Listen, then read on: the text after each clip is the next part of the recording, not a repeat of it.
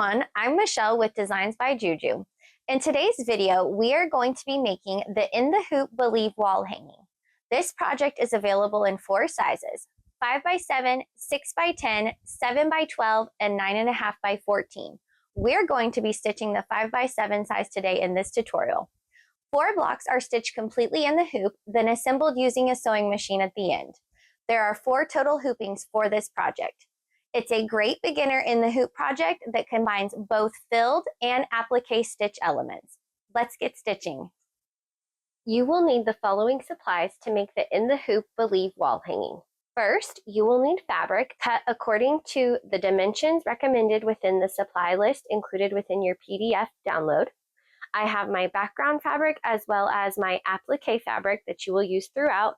There are a variety of small pieces that you will need applique fabric for, so you can look through your stash to find some that works best for you. You will need no-show mesh cutaway stabilizer, batting, SF101 interfacing to apply to your background fabric, scissors. I use these ones for cutting my background fabric and these curved tip scissors for my applique work.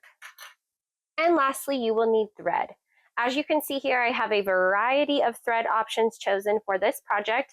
I will be using some King Star Metallic, Floriani embroidery thread, some Sulky Polystar or Poly Sparkle, as well as some Sulky Hollow Shimmer. All right, so let's head over to the embroidery machine and let's get stitching. Okay, we are over at the embroidery machine and we are ready to get stitching. So I have already completed blocks A, blocks B, and block C off camera. So on camera today, we are going to go ahead and stitch block D. I am using a 5x7 hoop. I'm making the 5x7 wall hanging, and I already have my no-show mesh cutaway stabilizer hooped into my hoop. I have it pulled nice and tight, and I have my design loaded onto my machine. I'm going to be using a Brother NQ1700 for this tutorial. So I already have my stabilizer hooped up and I'm ready to do the first stitch, which is going to be the placement line for my batting.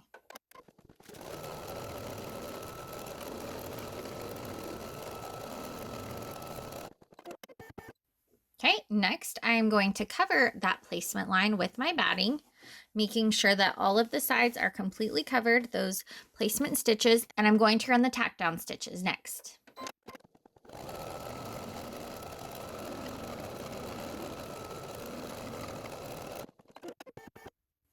Next, I'm going to remove my hoop from my machine and I'm going to trim away the excess batting around the tack down lines.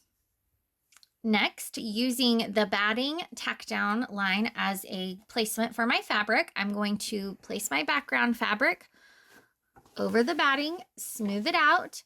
I have already applied SF101 to my background fabric to provide added support for my stitching, and now I'm ready to run the tack down to secure my background fabric in place.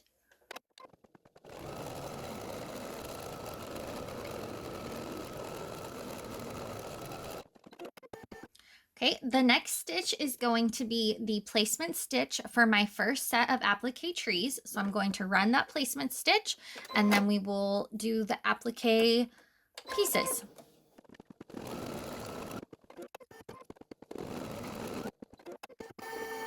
Okay, next I am going to place my background fabric, my applique fabric over the placement stitches, making sure that it's completely covered.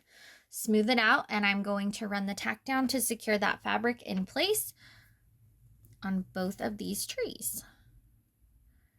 If you have never done applique work before, we actually have a PDF tutorial included within your download. It's in your purchase. When you download your files, you'll find that PDF tutorial. And we also have a YouTube video that I will link in the description box below. All right, let's stitch our tack down line.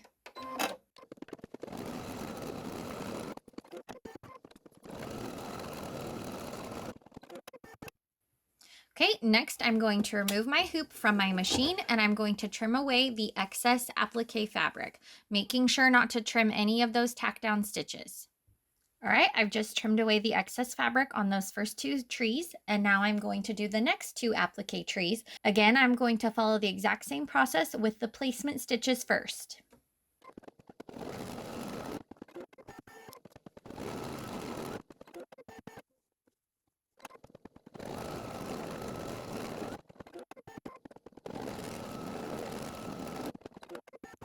Again, I'm going to remove my hoop from my machine and trim away the excess fabric right along those tack down stitches.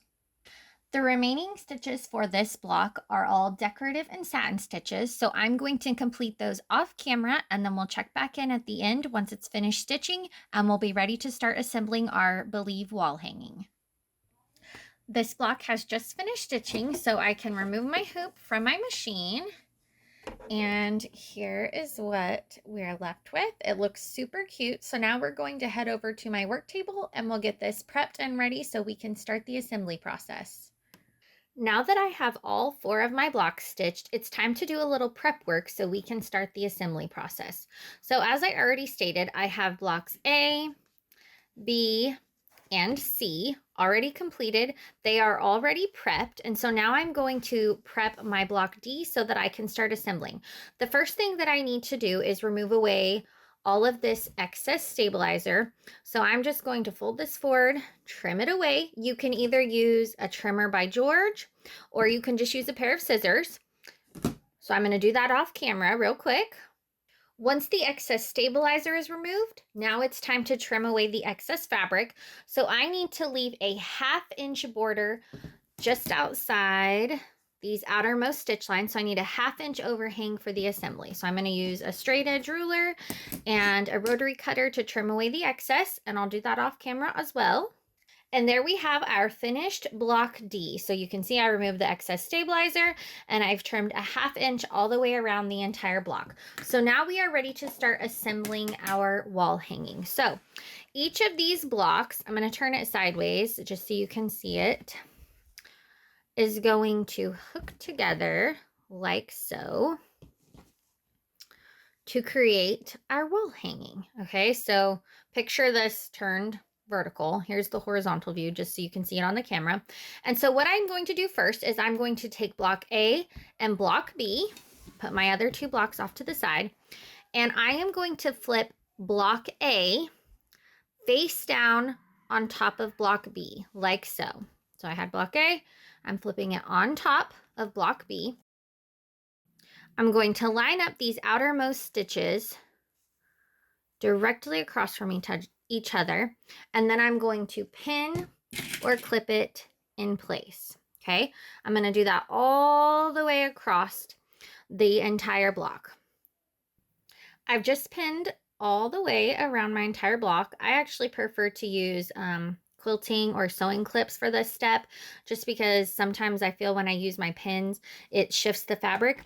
A pro tip that I have for you, if you are having a hard time lining up your outermost stitches, you can actually use a sewing pin and you can poke it through that stitch, line it up, and poke it through the other stitch, and that will kind of secure it in place as you're pinning or clipping all the way across to make sure that it stays lined up. And then you can secure it like I said, and then remove this piece before you stitch it. It just pokes all the way through like so, and that will help keep your block from wiggling as you're stitching. Okay, so now that I have blocks A and B clipped together and they are perfectly aligned, or as perfect as I can get them, I'm going to head over to my sewing machine and I am going to stitch just inside this outermost stitch line. Okay, so if you remember, we had 2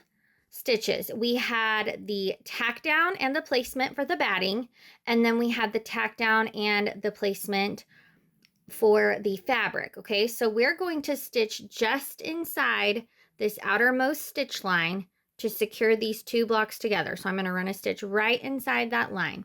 All right, let's head over to the sewing machine and do that. All right, I'm over at my sewing machine and I'm going to go ahead and drop my needle, like I said, just inside that outermost stitch line, and I am going to run a stitch to secure these 2 blocks together.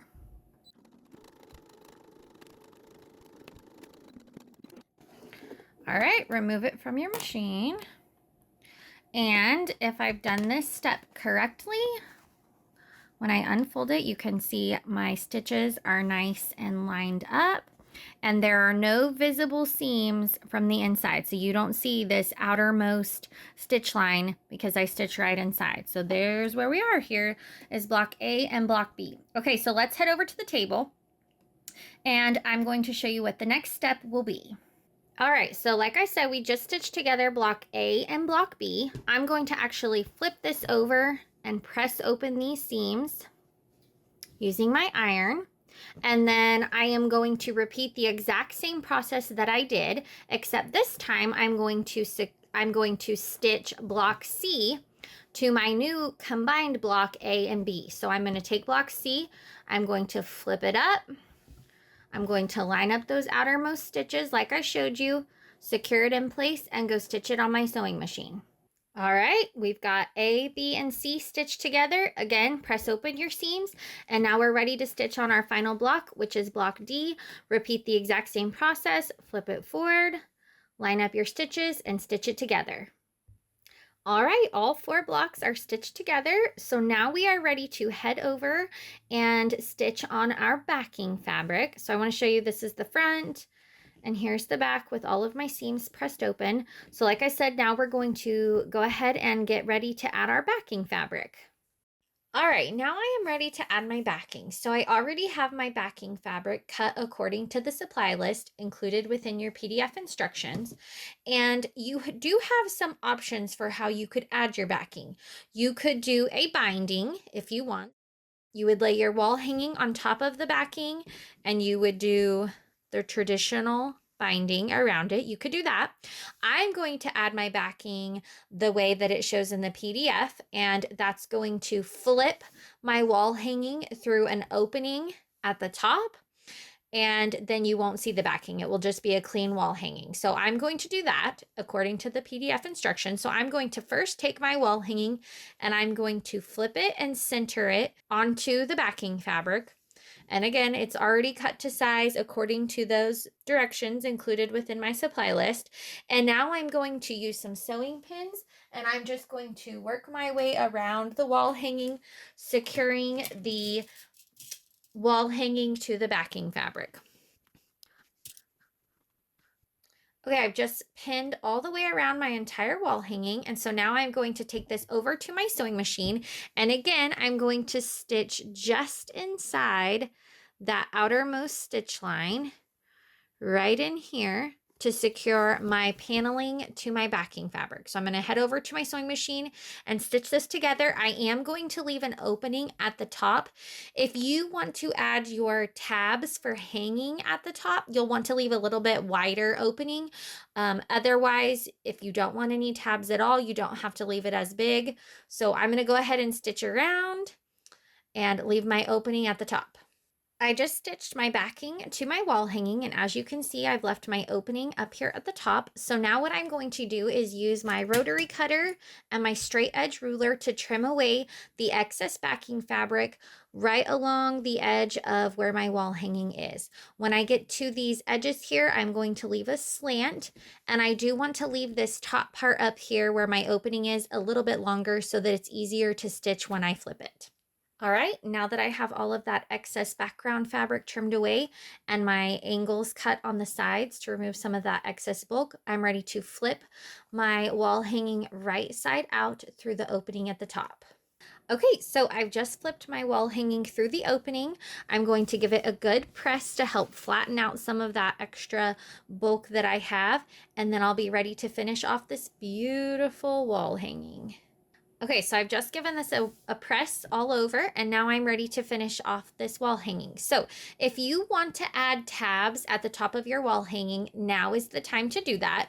And you can follow the instructions within your PDF for the step-by-step instructions for how to do that. I'm actually going to leave mine just plain and simple because I have a cute little quilt wall hanging that I want to hang mine on. So I'm going to tuck in these raw edges. And again, using my iron, give it a good press to try to make sure none of those seams are showing. Once I get these tucked in here, I'll take this over to my sewing machine and I'm just going to run a stitch right here along the top to close this opening. Now, I would highly recommend that you use a thread that matches your background fabric so that it's not too obvious that you closed that opening, okay? So I'm gonna go ahead and do that. Again, if you wanna add tabs, now is the time to do that, but I'm just going to leave mine as a plain and simple straight edge at the top. All right, I'm gonna head over to my sewing machine and stitch this opening closed, and then we'll check in for the final product. Here's our finished wall hanging. It looks so nice. I'm absolutely in love with it. We just completed the In the Hoop Believe wall hanging, and as you saw, we stitched 4 blocks completely in the hoop. We did block D on camera, and then we assembled using a sewing machine at the end. We used both filled and applique stitches and added specialty threads such as metallic and our sparkle threads to add and make our project pop.